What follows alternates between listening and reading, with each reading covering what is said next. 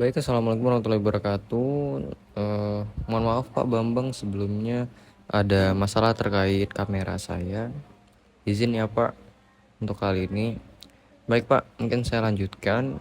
Sebelumnya terima kasih atas kesempatan yang telah diberikan kepada saya untuk menjelaskan tentang pelanggaran UU ITE yang terjadi baik secara nasional maupun internasional. Pada dasarnya presentasi ini akan membahas kasus-kasus tersebut, mengkaji dampaknya dan respon masyarakat terhadap hukum yang mengatur informasi dan transaksi elektronik tersebut. Baik, yang pertama, kasus pelanggaran UU ITE. Baik, yang pertama yaitu kasus Baik Nuril. Itu berawal ketika seorang guru honorer di Lombok merekam percakapan telepon atasannya yang mengandung pelecehan seksual. Ketika rekaman ini disebarkan, ia dilaporkan dan dihukum karena diduga melanggar UU ITE dengan vonis awal yang menjatuhkan hukuman penjara. Namun setelah protes publik besar-besaran, ia akhirnya mendapat amnesti dari Presiden Jokowi, mencerminkan ketidakpuasan atas penerapan hukum yang dianggap membungkam korban. Selanjutnya yaitu kasus Jerings SID ya, atau Superman is Dead.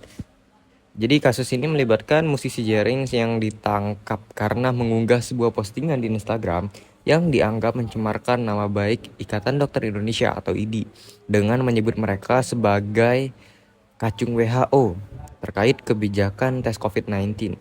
Ia divonis 1 tahun 2 bulan penjara, namun dibebaskan pada tahun 2021 setelah menjalani sebagian masa hukumannya. Kasus ini menyoroti batasan kebebasan berekspresi di tengah kritik terhadap kebijakan pemerintah.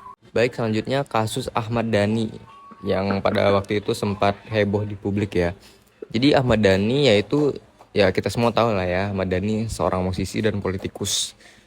Ia sempat terjerat hukuman karena postingan di blog pribadinya dan Twitternya juga pada waktu itu yang dianggap menyebarkan ujaran kebencian terhadap sekelompok tertentu.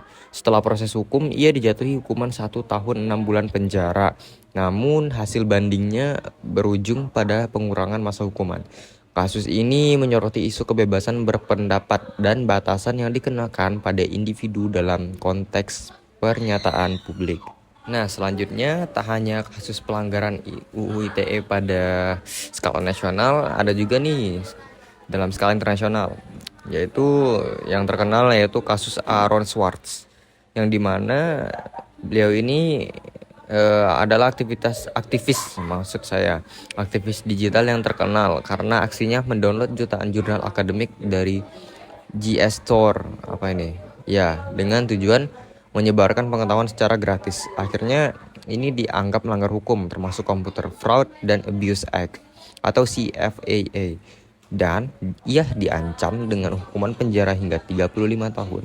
Tragisnya, ia bunuh diri pada usia 26 tahun yang memicu kritik luas terhadap hukum cyber di Amerika Serikat. Nah, selanjutnya ada kasus yang cukup terkenal juga, yaitu kasus Cambridge Analytica, yaitu kasus yang melibatkan penyalahgunaan data pribadi lebih dari 87 juta pengguna Facebook tanpa izin mereka untuk mempengaruhi pemilu yang termasuk pemilihan Presiden Amerika Serikat 2016. Setelah terungkap, Facebook dikenakan denda 5 miliar dolar oleh Federal Trade Commission atau FTC. Insiden ini mengakibatkan kerugian besar bagi reputasi Facebook dan memicu gerakan #delete Facebook. Ini menunjukkan pentingnya perlindungan data pribadi. Berikutnya kasus Julian Assange, yaitu Julian Assange ini adalah pendiri Wikileaks ya, yang terkenal karena mempublikasikan dokumen rahasia negara Amerika Serikat, termasuk video yang menunjukkan pembunuhan sipil oleh militer. Ya, dikejar oleh hukum pemerintah Amerika Serikat, ia menghabiskan bertahun-tahun dalam pengejaran hukum dan kini terancam ekstradisi. Kasusnya mencerminkan dilema antara transparansi pemerintah dan keamanan nasional serta kebebasan pers. Nah, dari beberapa kasus yang ada tadi, kesimpulan yang bisa kita ambil yaitu kasus-kasus pelanggaran Undang-Undang ITE ini menunjukkan tantangan yang dihadapi dalam mengatur komunikasi digital dan perlindungan data.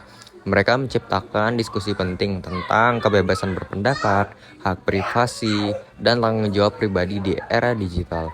adalah penting untuk menemukan keseimbangan antara melindungi masyarakat dari pelanggaran dan menyerukan perlindungan hak asasi individu. Baik, terima kasih. Mungkin ini dari saya. Assalamualaikum warahmatullahi wabarakatuh.